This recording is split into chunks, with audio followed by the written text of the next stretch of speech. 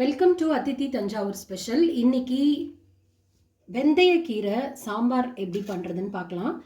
Thanjavur authentic ஸ்டைலில் எங்கள் பாட்டி எனக்கு சொல்லி கொடுத்தா மாதிரி இந்த வெந்தய சாம்பார் எப்படி கமகமன் வாசனையாக அதே சமயம் ரொம்ப சிம்பிளாக எப்படி பண்ணுறதுன்னு பார்க்கலாம். ஒரு பாத்திரத்தில் வெந்தயக்கீரையை போட்டுண்டு இது ஜஸ்ட் மூழ்கிற அளவுக்கு கொஞ்சமாக தண்ணி விட்டு முதல்ல இந்த கீரையை வேக வச்சுக்கலாம். இந்த சாம்பாருக்கு தேவையான ஒரு வாணலியில் எண்ணெய் விட்டு கடுகு தாளிச்சுட்டுருக்கேன். அதோட 2 வெந்தயமும் போட்டுக்கலாம். இதோட கூட ஒரு பச்சை மிளகா, ஒரு கட்டி பெருங்காயம், கட்டி பெருங்காயம் அதுவும் ஆட் பண்ணிக்கிறேன். 1/4 ஸ்பூன் மஞ்சள் பொடி, 2 ஸ்பூன் ஆத்துல அரைச்ச சாம்பார் பொடி இதை சேர்த்துக்கலாம். இதெல்லாம் நல்லா கருகாம ரோஸ்ட் ஆகணும். ஆனதுக்கப்புறம் இதில் நம்ம ஒரு எலுமிச்சை அளவு புளி கரைச்சி நான் ஆல்ரெடி வச்சுருக்கேன், அதை இதில் விட்டுடலாம்.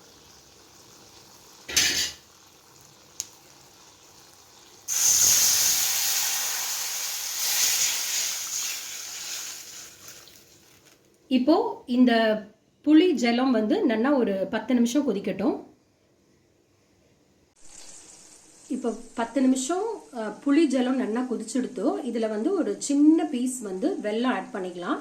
இது டோட்டல் ஆப்ஷனல் தான். தேவைப்பட்டால் போட்டுக்கலாம், இல்லைனா விட்டுறலாம். நான் இப்போ ஒரு சின்ன துண்டு ஆட் பண்ணியிருக்கேன். இப்போ வெந்தய கீரையும் நல்லா சுண்டி போய் மசிஞ்செடுத்தோ நம்ம கையில் தொட்டு பார்த்தோம் அப்படின்னா அது மசியணும். அந்த அளவுக்கு மசிஞ்சாதான் அது வெந்திருந்தாதான் நமக்கு குழம்பு நல்லா டேஸ்டா இருக்கும். அதோட புளி ஜலமும் நல்லா கொதிச்செடுத்தோம், நம்ம வெல்லமும் ஆட் பண்ணிட்டோம். இப்போ இந்த கீரையும் புளி ஜலத்தையும் ஒன்னா போட்டு மிக்ஸ் பண்ணியாச்சு. இப்போ நான் கொஞ்சம் பருப்பு துவரம் பருப்பு வேக வச்சிருக்கேன். அதை இந்த சாம்பார்ல இப்போ நம்ம ஆட் பண்ணிக்கலாம்.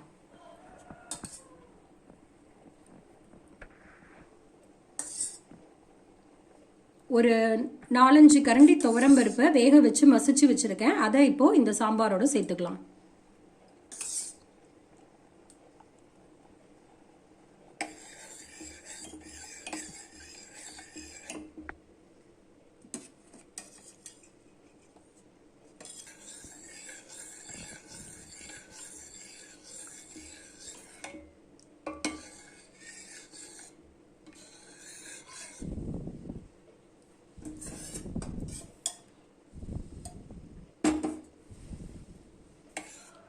இப்போ இந்த துவரம்பருப்பை வேக வச்ச துவரம்பருப்பை சேர்த்த உடனே ஒரு 2 மினிட்ஸ் அது எல்லாம் சேர்ந்து ஒரே ஒரு கொதி வந்தோடனே நம்ம அடுப்பை ஆஃப் பண்ணிடலாம்.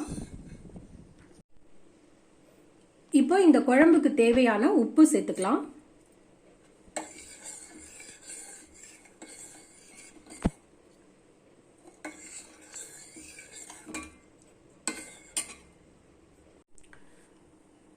உப்பு போட்டு 2 நிமிஷம் கொதிச்சதும் நம்ம அடுப்பை ஆஃப் பண்ணிடலாம். இப்போ ரொம்ப டேஸ்டான ஹெல்த்தியான வாசனையான வெந்தய கீரை சாம்பார் ரெடி ஆயிடுத்து. இதை ட்ரை பண்ணி பார்த்துட்டு எப்படி இருந்ததுன்னு உங்க காமெண்ட்ஸையும் இதில் போடுங்க. Thank you so much.